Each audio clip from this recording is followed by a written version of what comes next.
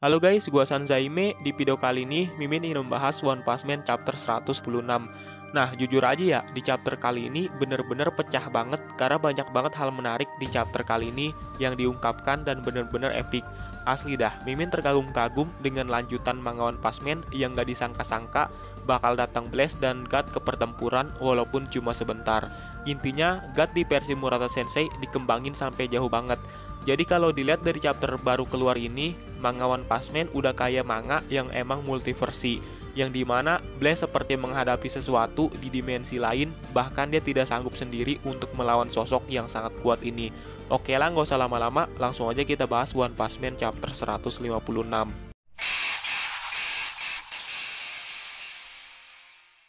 Oke, cover chapter memperlihatkan Saitama dan di bagian jubahnya ada ketiga makhluk super mengadu kekuatan sangat dahsyat yang di sampingnya bertuliskan kekuatan super saling bertemu dan siapakah yang akan meraih kemenangan. Nah, di awal-awal chapter kita melanjutkan pertarungan antara Garou, Flashy Flash dan Platinum Storm yang sama-sama saling mengadu kekuatan. Di sini ya, pertama terlihat ada Platinum Storm yang berhasil memukul Flashy Flash hingga dia mental dan memantul dari batu ke batu yang lain.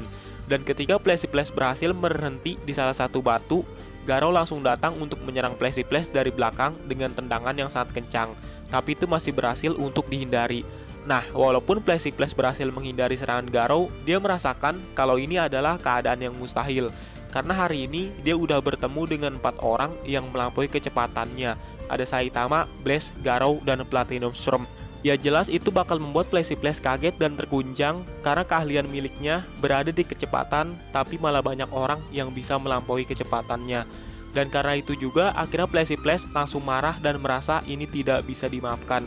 Dia pun langsung menggunakan seluruh kekuatan dan kecepatan yang dimiliki untuk mengeluarkan kekuatan pukulan cahaya agar bisa mengalahkan Garou dan Platinum Storm. Nah, karena Flashy Flash yang sudah mulai serius juga, akhirnya dia berhasil mendaratkan pukulan kepada Platinum Storm hingga terombang-ambing dan terbawa mundur olehnya. Tapi pada saat itu juga ya, Platinum Storm langsung mengeluarkan kekuatan Platinum String atau pertahanan berputar dan berhasil memegang tangan Flashy Flash yang padahal sedang meninju sebelumnya. Platinum Storm yang sambil menantangkan dari Flashy Flash, dia mengatakan, apakah hanya segini yang terbaik yang bisa dilakukan manusia? Sungguh sangat menyedihkan. Dan pada saat itu, Platinum Storm langsung menendang Flashy Flash hingga dia mental, bahkan terlihat sudah sangat kelelahan. Nah, kampretnya juga ya, Garou malah ikut-ikutan menyerang Flashy Flash, tapi Flashy Flash langsung refleks dan menggunakan kekuatan tendangannya untuk menyerang Garou yang sama-sama siap menyerang juga. Dan karena itu, adu tendangan dan pukulan pun terjadi yang membuat mereka berdua pun imbang. Tapi yang bikin kasihannya, ketika Flashy Flash sedang fokus kepada Garou, Platinum Storm malah langsung ikutan dan berhasil menendang Flashy Flash hingga mengeluarkan banyak darah. Ya kalau dilihat dari pertarungan mereka bertiga, seakan-akan Platinum Storm dan Garou kayak bekerja sama untuk mengalahkan Flashy Flash terlebih dahulu, baru mereka berdua akan lanjut ke duel sesungguhnya. Ya entah kenapa, kayak kurang adil aja sih ini pertarungan, soalnya yang terlemahlah yang malah dikeroyok oleh dua monster yang mengerikan. Nah, pada saat Platinum Storm berhasil menendang Flashy Flash, dia juga sambil mengatakan kepada Flashy Flash kalau kau penuh dengan celah, apakah ada yang salah dengan semangatmu? Mirip seperti Darkseid, ketika dirimu sudah dikalahkan oleh seseorang dalam keahlian miliknya, kau meninggalkan tugas dan mengerahkan semua upaya untuk melindungi harga diri sendiri. Apakah itu gunanya menjadi seorang pahlawan? Seorang pahlawan yang benar-benar ingin menyelamatkan orang lemah itu tidak ada. Yang sambil menendang Flashy Flash hingga Flashy Flash terlihat sudah kalah, bahkan dia sampai terpental dari atas ke permukaan dengan sangat cepat hingga mengeluarkan banyak darah. Yang terlihat Flashy Flash sudah kalah di pertempuran ini. Bahkan Manako yang ada di permukaan sangat kaget melihat Flashy Flash sampai kalah oleh monster lain yang padahal dia tahu kalau pahlawan kelas S itu sangatlah kuat. Nah, kembali ke atas udara, yang terlihat Garou langsung nyamperin Platinum Storm setelah berhasil mengalahkan Flashy Flash dan mengatakan kalau sekarang hanya ada kau dan aku yang berniat mereka berdua akan bertarung mati-matian. Setelah itu ya, diperlihatkan pertarungan mereka berdua yang sangat dahsyat hingga cahaya yang dilintasi langit makin tebal dan makin cepat hingga membentuk sebuah struktur yang lebih padat daripada ketiga cahaya tadi, yang menandakan kalau kekuatan mereka bertiga yang bersama dengan Flashy Flash sebelumnya masih belum sepenuhnya dikeluarkan oleh Garou dan Platinum Storm. Bahkan ya, karena mereka berdua mengadu kecepatan, mereka bahkan di bawah milidetik yang berada di mikrodetik. Bisa dibilang ini kecepatan yang benar-benar gila, bahkan pahlawan seperti Tatsumaki mungkin aja tidak bisa melihat pergerakan mereka berdua. Bayangin dah, di waktu milidetik aja Garou udah cepet banget, bahkan King aja sampai kaget dan tidak bisa melihat pergerakannya. Ya apalagi pertarungan mereka berdua ini yang berada di satuan mikrodetik yang lebih cepat daripada milidetik itu sendiri. Wah gila sih, ini pertarungan bener-bener dahsyat. Bahkan ketika mereka berada di 13 mikrodetik, langit malam sudah dipenuhi cahaya mereka berdua dengan keindahan bahkan sangat tebal. Nah, yang lebih gokilnya lagi, di sini Garou masih bisa terus lebih cepat lagi dari sebelumnya yang akhirnya berhasil meninju Platinum Storm hingga mental ke permukaan dengan kecepatan yang bener-bener gak ngotak. Tapi walaupun begitu ya, Platinum Storm di sini masih bisa berdiri walau keadaan mengeluarkan banyak darah yang terlihat lumayan kesal juga dengan Garou, bahkan di wajahnya mengeluarkan banyak urat.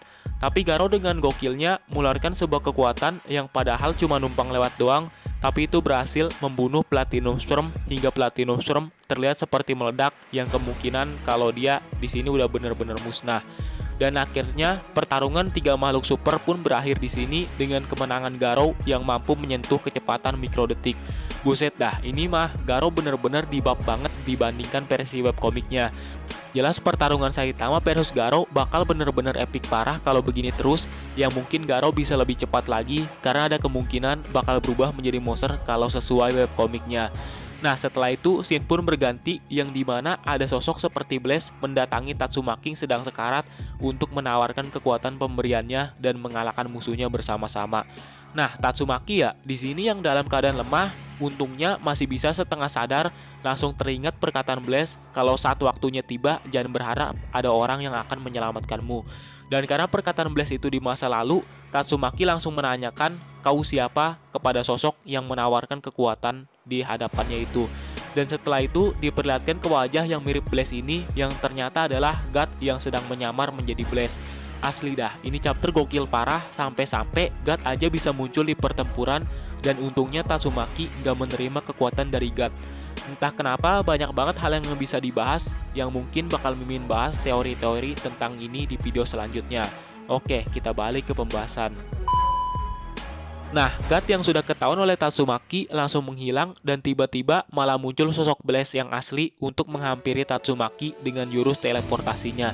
Di sini Blaze bangga dengan Tatsumaki karena tidak menerima kekuatan dari God itu dan merasakan kalau Tatsumaki sudah tumbuh lebih besar daripada sebelumnya. Nah, di sini yang bikin banyak misterinya itu Blaze datang dengan keadaan terluka seperti habis bertarung mati-matian di dimensi lain. Nah, setelah itu King yang melihat kedatangan Blaze langsung menanyakan kalau itu siapa. Saitama mengatakan kalau itu adalah Blaze yang membuat King dan Genos terkaget dengan sosok Blaze yang ada di hadapannya. Blaze saat ini banyak berpikir tentang kedatangan God mendatangi Tatsumaki, bahkan dirinya hampir tidak bisa menahannya. Nah, di sini ada hal yang membuat ambigu tentang translate yang ada, karena tiap web bahasa Inggris berbeda bahasa sendiri. Di web sebelah mengatakan kalau Blaze membiarkan God mendatangi Tatsumaki yang membuat Mimin agak bingung juga, sedangkan ada translate lain yang tertulis kalau God berhasil menempel atau lepas dari Blaze dan mengambil keuntungan dari kubus yang telah membuat jatuh Blaze ke dalam celah waktu.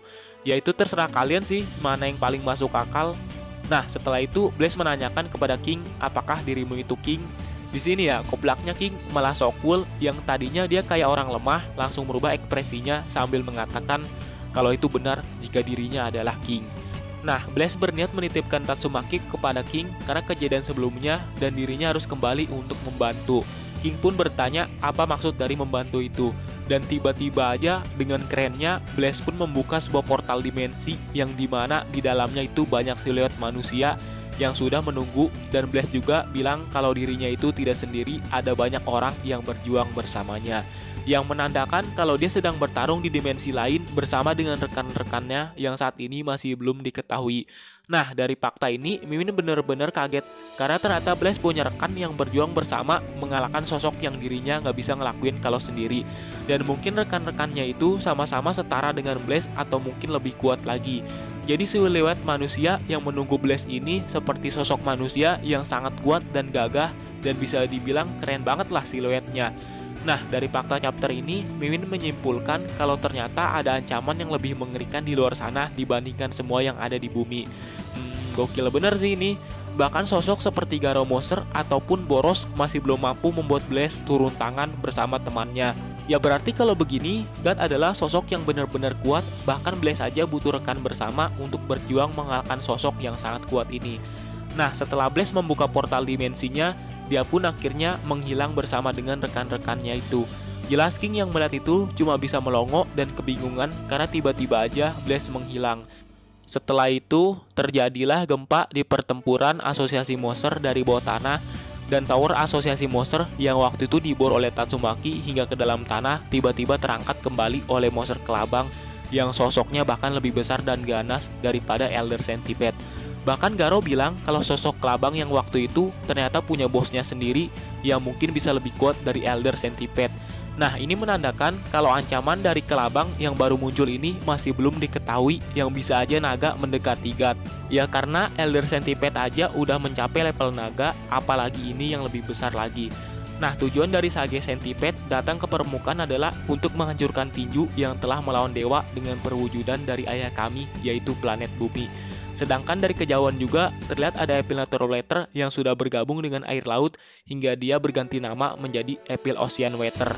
Nah, kalau tadi Sage Centipede bilang perwujudan dari ayah kami yaitu planet bumi, sedangkan Epil Natural Water mengatakan kalau dia akan menghukum atas nama ibu kami yaitu Sang Lautan. Yang lebih gokilnya lagi, ukuran mereka berdua ini sangat besar, bahkan ketika Natural Water mencapai permukaan, sebuah kota aja terlihat sangat kecil seperti diterjang tsunami yang tingginya ratusan bahkan ribuan meter lebih. Dan kedua monster ini memiliki ancaman yang masih belum diketahui yang mungkin mereka berdua bisa lebih kuat daripada Tatsumaki atau udah mendekati God. Tapi Garo yang melihat Sage Centipede banyak bacot, dia pun gak mau mendengar omongan dari Sage Centipede dan langsung memukul dengan keras, dan mungkin di chapter berikutnya akan terjadi pertarungan antara mereka.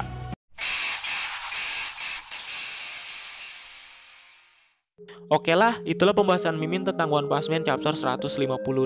Asli dah, banyak banget hal menarik yang masih bisa dibahas di chapter kali ini. Dan kemungkinan Mimin bakal membuat tentang teori atau fakta yang ada di chapter ini. Dari mulai tentang Blaze, God yang muncul, Epil Natural Water yang ukurannya gak ada akhlak, atau mungkin juga tentang rekan-rekan Blaze yang dimana itu yang paling membuat Mimin terkejut, karena mungkin ada sosok yang lebih kuat daripada Blaze. Oke lah, Mimin akhiri aja video ini. Terima kasih yang sudah menonton video ini. Salam Sanzaime.